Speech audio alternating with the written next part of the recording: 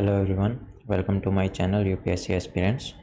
Today we are going to cover our next part of chapter number 13, The Struggle for Swaraj 1919 to 27.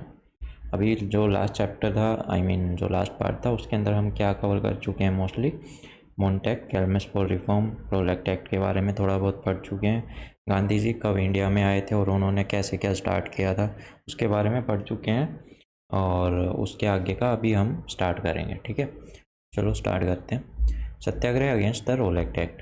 तो यहाँ पे जो सत्याग्रह किया गया था रोलेक्ट एक्ट के अगेंस्ट में 1919 उसको स्टार्ट करते हैं।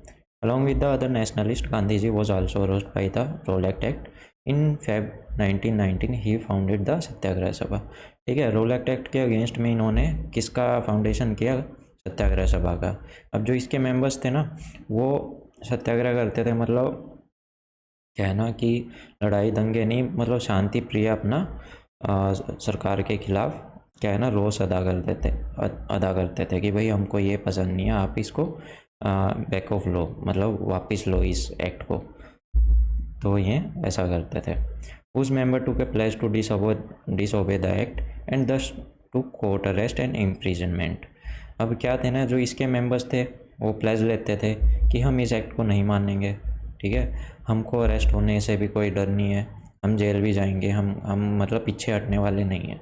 ये गांधी जी का एक नया मेथड था स्ट्रगल का, जो कि ये कहाँ पे यूज़ कर चुके थे पहले, साउथ अफ्रीका के अंदर भी ये ऐसा ही कर चुके थे। The nationalist movement whether under moderates हों या एक्सट्रीमिस्ट लीडर हों, ठीक है, सभी ने इस स्ट्रगल को अपना कन्फाइन किया, इसको अपनाया। बड़ी बड़ी मीटिंग्स हुई, ठीक है, और वहाँ पे क्या डिसाइड हुआ कि हम कोऑपरेट नहीं करेंगे किसके साथ में? गवर्नमेंट के साथ में। गवर्नमेंट के साथ में कोई कोऑपरेट नहीं करेंगे, फॉरेन क्लोथ्स को बाइकआउट करेंगे, उनके स्कूल्स को बाइकआउट करेंगे। और कुछ नेशनलिस्ट थे, रिफॉर्मर थे, जो टेररिज्म का सहारा ले रहे थे लड़ाई दंगे करके कि भाई हम अंग्रेज़ों को खदेड़ देंगे यहाँ पे। और कुछ थे जो पॉलिटिकल वर्क के थ्रू काम करना चाहते थे, ठीक है। Satyagraha immediately raise the movement to a new higher level. अब क्या है ना, सत्याग्रह लोगों के अंदर पॉपुलर होने लग गया था, लोग जुड़ने लग गए थे उससे, और एक वो नई ऊंचाइयों तक पहुंचने लग गया और उनको लोगों का सपोर्ट भी मिलने लग गया। गांधी जी ने नेशनलिस्ट वर्कर जितने भी थे जो लगे हुए थे इन चीज़ों को बढ़ावा देने में, लोगों को बताने के लिए कि भाई हमको आगे क्या करना चाहिए, हमारी रणनीति क्या होगी, इसलिए गांधी जी ने उनको बोला कि आप है ना गांव-गांव जाओ, ठीक है, जहाँ पे मोस्टली इंडिया रहता है। सबसे ज़्यादा लोग कहाँ पे रहते थे? गांव के अंदर रहते थे। और अगर उनको पता लग गया कि गवर्नमेंट क्या कर रही है, क्या चाहती है, तो सबसे बड़ा हाथ होगा, मतलब सबसे बड़ा बेनिफिट होगा हमारे लिए कि हम गवर्नमेंट को अपनी बातें मनवा लें। और उन्होंने किस चीज़ का पे जोर देने को कहा कि हम खादी का प्रयोग करें, है ना, हाथ से बुने हुए कपड़ों का प्रयोग करें, ऐसा। और उन्हीं से यूनिफॉर्म बनाई जाती थी किनकी? नेशनलिस्ट की, जो सत्याग्रह कर रहे थे या देश की लड़ाई लड़ रहे थे उनके वास्ते। And the people responded magnificently to Gandhi's call. और लोग काफ़ी उत्साह से गांधी जी की बातें मानना स्टार्ट कर दिया, उनके साथ जुड़ना स्टार्ट कर दिया। मार्च और अप्रैल 1919 में जो था ना इंडिया में, जो पॉलिटिकल अवेकनिंग थी वो सबसे ज़्यादा रही।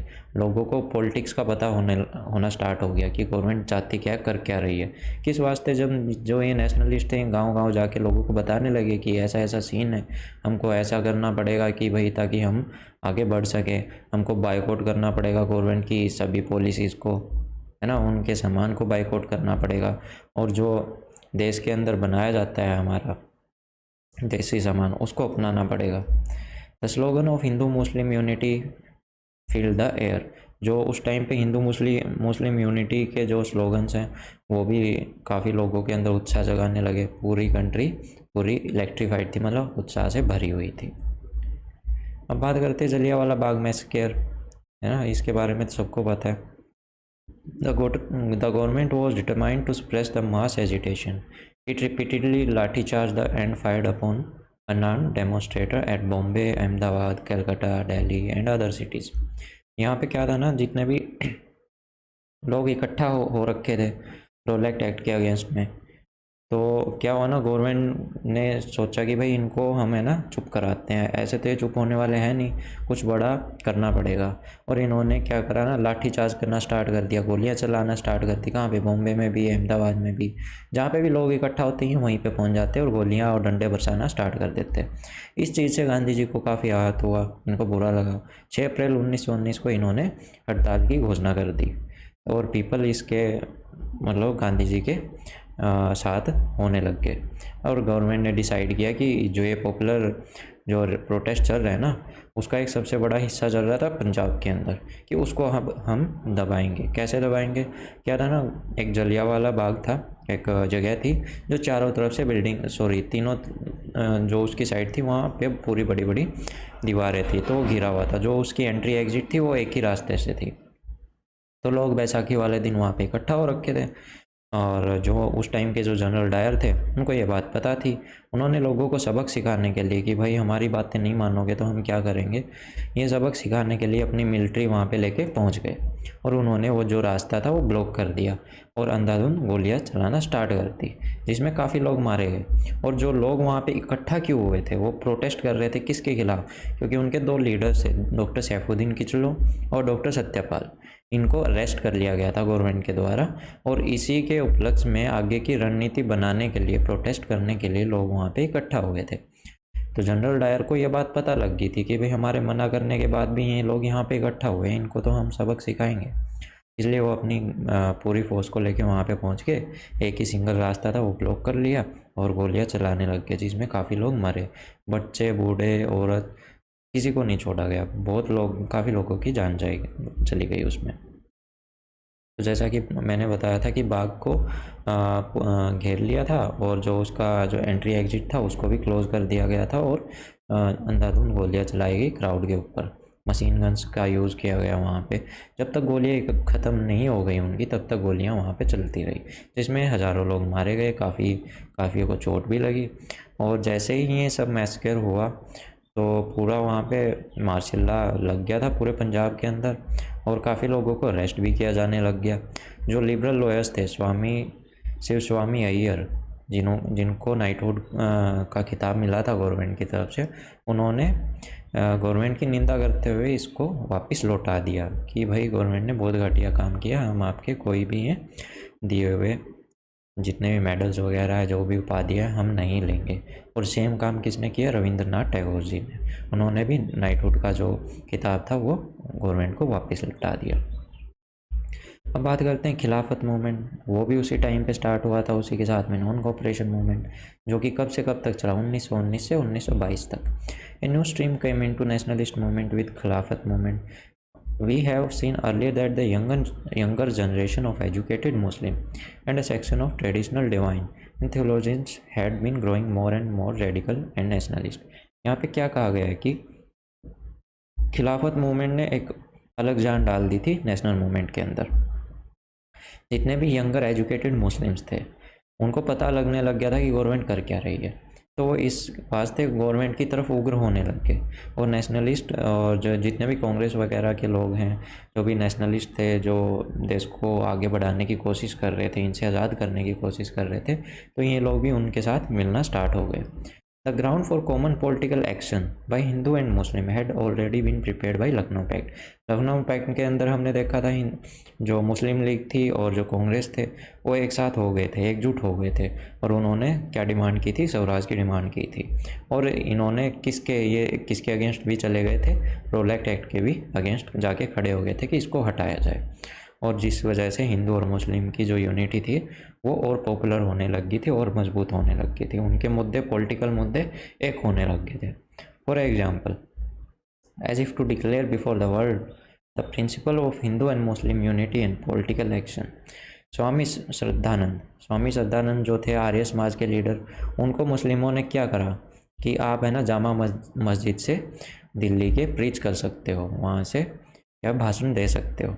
और उसी दूसरी तरफ देखा जाए तो जो डॉक्टर किचलू थे, जो खुद एक मुस्लिम थे, उनको कहाँ की चाबियाँ दी गई? गोल्डन टेम्पल की, जो कि एक सिख श्राइन है, कहाँ पे? अमृतसर के अंदर।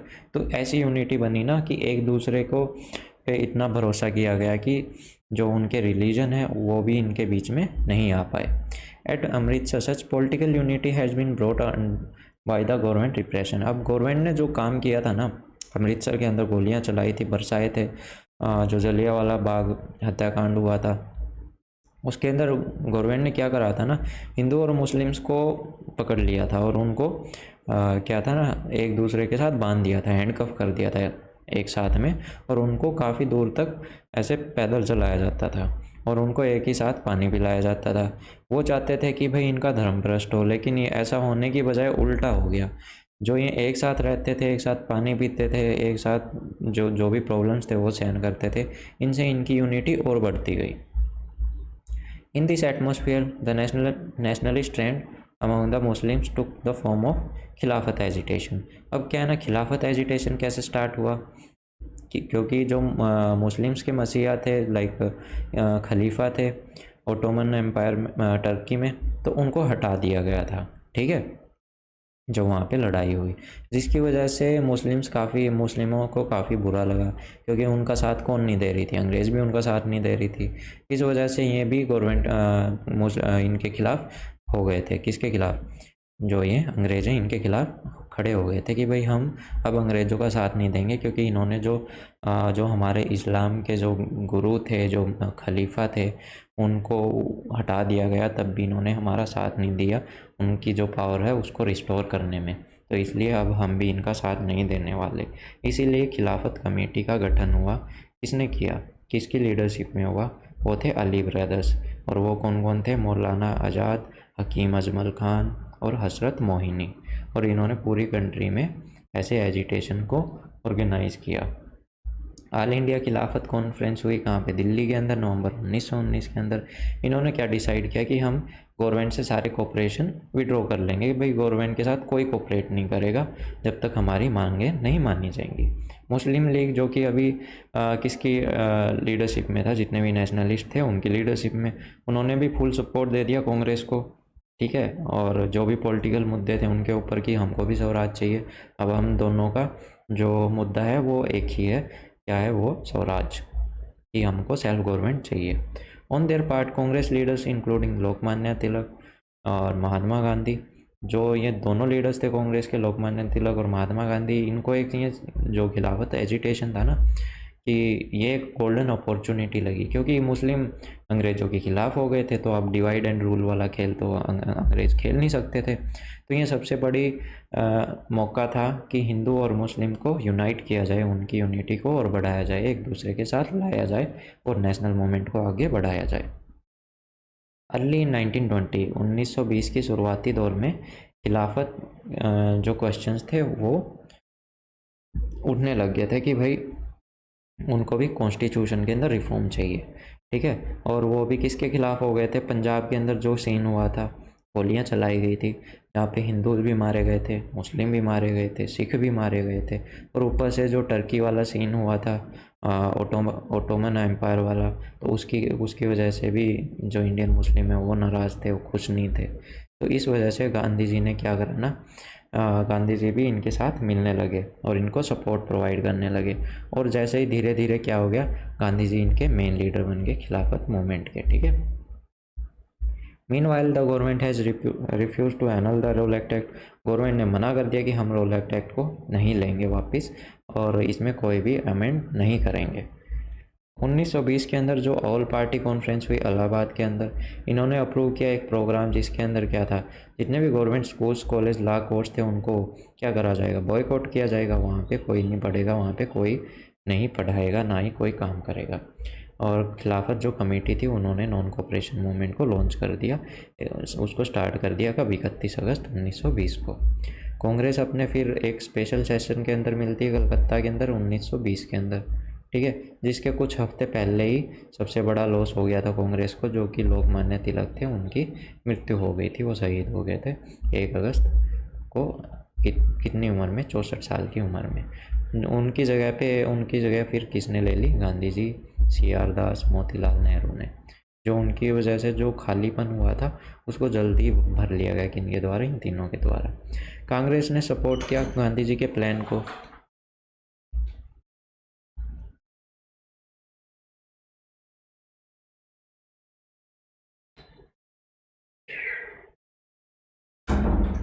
गांधी जी ने सपोर्ट किया कांग्रेस के प्लान को, और आज बोला कि एजुकेशन, जितने भी गवर्नमेंट एजुकेशनल है उनको बॉयकॉट किया जाए, जितने फॉरेन क्लोथ्स हैं उनको बॉयकॉट किया जाए, ठीक है, और जितने भी ऑनर्स और टाइटल्स हैं उनको सरेंडर कर दिया जाए, जैसे कि नाइटहुड था, और जितने भी इन्होंने टाइटल्स दिए थे अंग्रेज़ों ने नेशनलिस्ट को, जो भी थे, तो उनको बॉयकॉट किया जाए, और हैंड स्पिनिंग, जो हाथ से जो कपड़े बुने जाते थे, ऐसी प्रैक्टिसेस को बढ़ावा दिया जाए।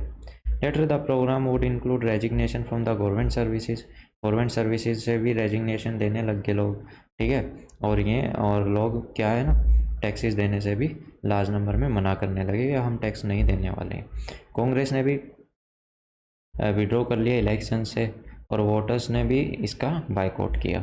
The decision to defy in the most peaceful manner of the government and its law endorsed in the annual session of Congress held at Nagpur in December 1920। यहाँ पे भी वही कहा गया है कि गवर्नमेंट के खिलाफ जितने भी कांग्रेस के सेशन, मतलब जो भी कांग्रेस थे, जितने भी लीडर्स थे, वो सब बाइकआउट करने लगे, और गांधी जी भी कहने लगे अंग्रेज़ों को कि या तो आप सुधर जाओ, वरना हम भाई इन चीज़ों को, जो बाइकआउट है, इसको और काफ़ी तेज़ कर देंगे।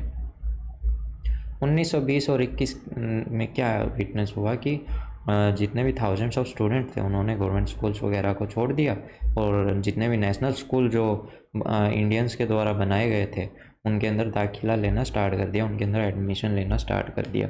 और यही एक टाइम था जब जामिया मिलिया इस्लामिया, जो मुस्लिम यूनिवर्सिटी है अलीगढ़ की, बिहार विद्यापीठ, आसिफ विद्यापीठ, गुजरात विद्यापीठ, इनका गठन हुआ, और जामिया मिलिया को बाद में कहाँ पे शिफ्ट कर दिया गया, दिल्ली के अंदर। आचार्य नरेंद्र देव, डॉक्टर जाकिर हुसैन, लाला लाजपत राय, ये ऐसे टीचर्स थे जो इन नेशनल कॉलेज और स्कूल्स यूनिवर्सिटीज़ के अंदर पढ़ाते थे। फिर क्या है ना, तिलक स्वराज फंड का गठन किया गया। उसके अंदर जितने भी पैसे इकट्ठे होते वो नॉन कोऑपरेशन की जो मूवमेंट थी उसके अंदर यूज़ होते थे, और जैसे ही इनकी मतलब कम से कम विदिन 6 मंथ, 6 महीने के अंदर ही इसके अंदर 1 करोड़ रुपए से ज़्यादा इकट्ठे हो गए थे, जिसके अंदर सबसे बड़ा रोल किसका रहा, औरतों का। उन्होंने अपनी ज्वेलरी वगैरह भी ऑफर की इस फंड को फाइनेंस करने के लिए। वही फॉरेन क्लोथ्स का मास स्केल पे क्या हुआ, बाइकआउट हुआ, उनको आग लगा दी गई, खादी को अपनाया गया, और जो सिंबल बन गया था फ्रीडम का। 1921 जुलाई के अंदर ऑल इंडिया खिलाफत कमेटी ने रेजोल्यूशन पास कर दिया कि भाई कोई भी मुस्लिम ब्रिटिश इंडियन आर्मी के अंदर सर्व नहीं करेगा। जिस सितंबर के अंदर अली ब्रदर्स को अरेस्ट कर लिया गया, क्योंकि ये कमेटी बनाने वाले अली ब्रदर्स ही थे, तीनों है ना, तीनों भाई, देखो हमने पढ़ा था ये रहे, मौलाना आज़ाद, हकीम अजमल खान और हसरत मोइनी। ये नाम याद रखना, ये पूछ लिए जाते हैं। तो फिर उसी टाइम गांधी जी ने कॉल कर दिया कि हम है ना इसको और बढ़ाएंगे, आगे और लेके जाएंगे। 50 member all India Congress committee के, उन्होंने भी सिमिलर डिक्लेयर किया कि no Indian would serve in the government job, ठीक है, और declare India socially, economically and politically. क्योंकि क्या है ना, अंग्रेज़ों ने जो भी इंडियंस है इनको कैसे बिल्कुल पिछड़ा दिया था, कि इसमें सोशली भी, पॉलिटिकली भी, इकोनॉमिकली भी इंडियंस के पास कुछ नहीं छोड़ा था। इसलिए जितनी भी कांग्रेस कमेटी थी, इन्होंने सबने रेजोल्यूशन पास कर दिया कि अब से गवर्नमेंट के अंदर कोई भी इंडियंस काम नहीं करेगा। अब गवर्नमेंट को फिर से यही करना पड़ा कि अब ये हमारी बात नहीं मानते, अब फिर से हम इनको पकड़ेंगे, इनको इलीगल करार देंगे, है ना। जितने भी हिंदू मुस्लिम पॉलिटिकल वर्कर्स थे लोअर लेवल पे, उनको इलीगल करार दे दिया गया, काफ़ियों को अरेस्ट कर लिया गया, जिसमें से गांधी जी बच गए थे। और 1921 के अंदर जो प्रिंस ऑफ वेल्स थे, उन्होंने prince of Wales heirs to the British throne, अब वो ब्रिटिश थ्रोन पे आ गए थे और इंडिया का टूर करने लगे थे। He had been asked by the government to came to India to increase the loyalty among the people and the princes. उनको गवर्नमेंट ने इंडिया के अंदर बुलाया कि भाई, ताकि जो इंडियंस हैं उनके मन में ये हो कि हाँ भाई, प्रिंस यहाँ पे आ रहे हैं और वो भी हमारे ही हैं, और हमारे लिए ही भाई, हमको मॉडर्नाइज करने के लिए, हमारे अच्छे के लिए, हमको आगे बढ़ाने के लिए यहाँ पे आ रहे हैं, और भाई जो इंग्लैंड के लिए थोड़ी सी सहानुभूति हो लोगों के अंदर, ऐसा। लेकिन ऐसा हो नहीं पाया, और बॉम्बे के अंदर तो बहुत सी बड़ी बड़ी हड़तालें होने लगी, लोग रोड पे इकट्ठा होने लगे, जिसके अंदर करीबन 53 लोग भी मारे कि जब पुलिस ने उन पे फायरिंग स्टार्ट कर दी थी। ठीक है। और फिर 1921 के अंदर अहमदाबाद के जो कांग्रेस मीटिंग थी उसके अंदर फिर से एक रेजोल्यूशन पास किया गया। ठीक है, जिसमें कहा गया कि इस जो ये नॉन वायलेंट और नॉन कोऑपरेशन का जो मूवमेंट है हम इसको और आगे जारी रखेंगे जब तक पंजाब और जो खिलाफत मूवमेंट के अंदर जो गलत हुआ है और जो स्वराज जो हमको चाहिए जब तक नहीं मिल जाती हम तब तक पीछे हटने नहीं वाले हैं। 1 फरवरी 1922 के अंदर गांधी जी ने अनाउंस कर दिया कि भाई जो हमें ना अब गवर्नमेंट की एक भी बात नहीं मानेंगे। ठीक है, डिसओबीडियंस, मासील डिसओबीडियंस, अब इनकी हम हर एक बात को नकार देंगे, इनकी कोई भी बात नहीं मानेंगे और इनका कोई साथ नहीं देने वाले और हम टैक्स को नहीं पे करेंगे अनलेस विद इन 7 डेज।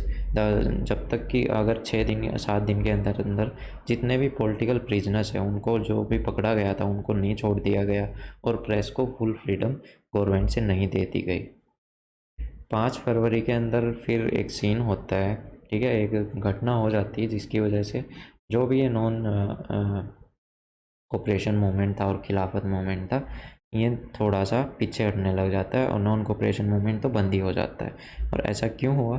क्योंकि एक जगह है चोरा चोरी नाम से जहाँ पे 3000 लोग इकट्ठा हुए थे, अपना प्रोटेस्ट कर रहे थे पीसफुली बैठे बैठे, जो कि कहाँ पे, गोरखपुर उत्तर प्रदेश के अंदर, गोरखपुर डिस्ट्रिक्ट के अंदर, जो कि कहाँ पे पड़ता है, उत्तर प्रदेश स्टेट के अंदर। वहाँ पे पुलिस ने उन लोगों के ऊपर गोलियाँ चला दी, जिसकी वजह से गुस्से में लोगों ने क्या करा ना, उसी पुलिस स्टेशन को आग लगा दी, जिसके अंदर 22 पुलिस वाले मारे गए। इसकी वजह से गांधी जी को ये डर हुआ कहीं ऐसी ऐसी घटनाएं और ना बढ़ जाए और अगर ऐसा हुआ तो इतने सारे लोगों को रोक पाना बेहद ही मुश्किल है और फिर मौका मिल जाएगा अंग्रेज़ों को और वो क्या करेंगे, सबको गोलियां मारना स्टार्ट कर देंगे, वो मारने से पीछे नहीं हटेंगे। जिसकी वजह से ये जितना भी मुश्किल से जितना मूवमेंट इकट्ठा हुआ है, जितने लोगों को जोड़ा है, ये सब बिखर जाएंगे और आगे ऐसा हो पाना बहुत ही मुश्किल होगा। इस वजह से गांधी जी ने कॉल किया कि हम अब से नॉन कोऑपरेशन मूवमेंट को बंद कर रहे हैं। तो जो फर्स्ट नॉन कोऑपरेशन और सिविल डिसोबीडियंस मूवमेंट था वो उसकी समाप्ति हो गई। और धीरे धीरे जैसे ही टर्की के अंदर जो लीडरशिप थी अब किसके अंडर में आ गई, मुस्तफ़ा कमल पाशा के अंदर, मतलब अब वो वहाँ के लीडर हो गए थे। उन्होंने क्या करा ना कि जो वहाँ के जो जो खलीफेट थी, जो खलीफा का जो पोजीशन रहता था उसको ख़त्म कर दिया और वहाँ के जो कॉन्स्टिट्यूशन थे उसको इस्लाम से अलग कर दिया, धर्म से अलग कर दिया। वो एक सेक्युलर स्टेट थी जहाँ पे सभी धर्मों को इक्वली समझा जाता था और माना जाता था। और उन्होंने सबसे ज़्यादा किस चीज़ पे जोर दिया, एजुकेशन पे। वुमेंस को राइट्स प्रोवाइड किए गए कि वो पढ़ भी सकते हैं, जॉब कर सकते हैं, इस टाइप के। ठीक है, और लीगल कोड्स बनाए गए, किन की तर्ज पे, यूरोपियन मॉडल्स की तर्ज पे कानून बनाए गए। एग्रीकल्चर को डेवलप किया गया, मॉडर्न इंडस्ट्रीज़ लगाई गई। ठीक है, इस वजह से जो खिलाफत एजिटेशन है वो भी धीरे धीरे करके ख़त्म हो गया। अब बात करते हैं स्वराजिस्ट के बारे में, जिनको स्वराज चाहिए थी, सेल्फ गवर्नमेंट चाहिए थी, उन लोगों के बारे में बात करते हैं, उन लीडर्स के बारे में बात करते हैं। In December 1922 Das and Motilal Nehru form the Congress Khilafat Swarajya party. इन्होंने एक खिलाफत स्वराज पार्टी का गठन किया, किसने, दास और मोतीलाल नेहरू ने, सीआर दास, जो कि इसके प्रेसिडेंट बने, मोतीलाल नेहरू उसके सेक्रेटरी बने। न्यू पार्टी ने अपना काम स्टार्ट किया कांग्रेस के अधीन ही। It accepted Congress programme except in one respect, it would take part in council election. इन्होंने क्या, ठीक है कि ये बोला चलो ठीक है हम कांग्रेस के साथ में तो काम कर लेंगे लेकिन हमें ना जो काउंसिल इलेक्शन है उनके अंदर भाग लेंगे। अब जो स्वराजिस्ट हैं और जो नो चेंजेस है जो कि अपना तरीके से काम करते थे, इनके अंदर थोड़ी सी कंट्रोवर्सी स्टार्ट हो गई। और इवन गांधी जी जो कि 5 फरवरी 1924 के अंदर जिनको रिलीज़ करा गया था हेल्थ के ग्राउंड पे, ठीक है, वो भी इनको इकट्ठा करने में असफल रहे, फेल हो गए। लेकिन जो 1907 का जो स्प्लिट हुआ था ना सूरत सेशन के अंदर, ऐसा फिर से ना हो, इस वजह से गांधी जी की एडवाइस पे दोनों ग्रुप है ना, उन्होंने ये बात मान ली कि चलो ठीक है हम कांग्रेस के अंडर ही काम करेंगे लेकिन अलग अलग तरीक़ों से। स्वराजिस्ट को तो काउंसिल इलेक्शन लड़ने ही थे, उनकी कम बहुत ही, उनके पास एक तो टाइम कम था, ऊपर से इन्होंने इतनी प्रिपरेशन भी नहीं की थी, फिर भी इनको 42 सीट में जीत मिली 101 में से। ठीक है, इसकी वजह से जो इंडियन ग्रुप्स हैं उनकी वजह से उन्होंने हर एक असेंबली के अंदर गवर्नमेंट को आउट वोटेड कर दिया, मतलब गवर्नमेंट को हरा दिया सेंट्रल असेंबली के इलेक्शंस के अंदर और जितने भी प्रोविंशियल काउंसिल्स के इलेक्शन हुए थे उसके अंदर। और 1925 के अंदर मार्च इन्होंने सक्सेसफुली किसको इलेक्ट कर लिया, विट्ठल भाई जय पटेल को प्रेसिडेंट या फिर स्पीकर बना दिया गया किसका, सेंट्रल लेजिस्लेटिव असेंबली का। अब इन्होंने जो भी they filled the political void at the time when the national movement was occupying its stand. They also expressed the hollowness of the reform of 1919। अब क्या है ना, जो नेशनल मूवमेंट जिस टाइम पे चल रही थी उस टाइम पे ये जितना भी पॉलिटिकल वॉइड था, जो भी खालीपन था पॉलिटिक्स के अंदर, उसको भरने का इन्होंने काम किया और इन्होंने एक्सपोज किया जो रिफॉर्म थी एक्ट ऑफ 1990 उसको एक्सपोज किया कि उसमें कितनी कमियां हैं। लेकिन गवर्नमेंट ने इनकी एक भी बात नहीं मानी, इसलिए इन्होंने ज़रूरी समझा कि चलो हम सेंट्रलाइजेशन जो असेंबली है इसको छोड़ देते हैं और वॉकआउट कर लिया मार्च 1926 में पहली बार और फिर दूसरी बार 1930 के अंदर। और उसी बीच में जो नो चेंजर्स थे उन्होंने भी धीरे धीरे अपना क्वाइटली काम करते गए। ठीक है, उन्होंने किसको प्रमोट किया, चरखे को, खादी को, और लोअर कास्ट के अंदर ट्राइबल पीपल्स के साथ में मिलकर नेशनल स्कूल्स का गठन किया, कॉलेजेस का गठन किया, लोगों को ट्रेन किया जाने लगा, उनको बताया जाने लगा कि नेशनल मूवमेंट की क्या महत्वता है, कितना ज़रूरी है, इसके साथ क्या गलत हो रहा है, ये सब कुछ बातें बताएगी। लेकिन 1923 के अंदर कंट्री के अंदर बहुत सारे कम्युनल राइट्स हुए, दंगे हुए धर्म को लेके। मुस्लिम लीग और हिंदू महासभा का गठन हुआ, ठीक है, 1917 के अंदर, जो कि फिर से एक्टिव हो गई और उन्होंने हिंदू मुस्लिम वाला खेल खेलना स्टार्ट कर दिया। इवन स्वराजिस्ट पार्टी के कुछ लीडर्स थे, मोतीलाल नेहरू, दास, ये भी कम्युनलिज्म की वजह से एक दूसरे से अलग हो गए। और फिर एक ग्रुप आता है रिस्पॉन्सिविस्ट, जो कि मतलब काफ़ी जल्दी रिस्पॉन्स करते हैं ना इस टाइप के, कि भाई कोई भी मुद्दा दिखा और लग गए उसी पे उसी टाइम पे। जिसके अंदर कौन कौन थे, मदन मोहन मालवीय, लाला लाजपत राय, NC केलकर। ठीक है, इन्होंने कोऑपरेशन देने की ऑफ़र किया किसको, गवर्नमेंट को, कि भाई आप जो हिंदू इंटरेस्ट है उनको सेफगार्ड रखो, हम आपके साथ हैं।